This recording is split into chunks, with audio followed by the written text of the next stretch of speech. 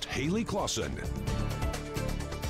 It is cold in the studio, but also in other parts of the country. Look right now in Minneapolis, 12 degrees. They're only 2 hours ahead of us, and they are dealing with temperatures of 12 degrees. Meanwhile, here in the desert, 70 degrees at this time in Palm Springs. A notable difference depending on where you are in the country.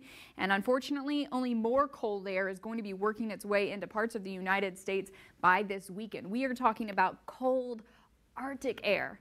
Thankfully, this is not something that's going to be influencing those of us down here in Southern California, even though we could use a little bit of a cool off. What they're going to be experiencing is going to be incredibly dangerous with the wind chills bringing things into the negative zone. Meanwhile, we're actually only going to be warming up. That trough of low pressure stays to the east. Here, we have a ridge of high pressure building over the eastern Pacific that will continue to build into the west coast. And as it's doing so, well, we're going to be staying warm. We are going to be staying dry. And so today's brief little break, dropping those temperatures back into the 70s, is going to be short-lived because we're only warming up beginning tomorrow, and then the low 80s join us for this upcoming weekend. But we are staying dry. Look at our dew point temperatures right now in the 20s all across the Coachella Valley. Our relative humidity values in the teens. It's dry.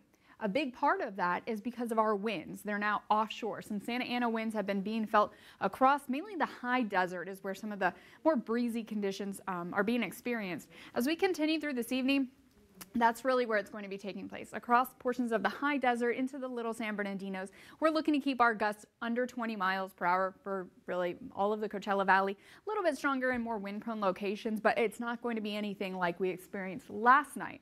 So still have that offshore flow that's going to be keeping us dry. Those winds continuing to weaken as we head overnight and into our Friday morning. Friday, it's looking beautiful. It's just looking warmer. So on your Comfort Air 7-day forecast, get ready for more blue sky just like we saw today, and temperatures returning into the low 80s this weekend. John Karen? Oh, the 80s. Here it comes. That's just great numbers across the board. It's nice. It's not very February-like, but it's nice. Yeah, well, I can't remember which month we're in anyway. I wore pink to remind myself. So Haley's right.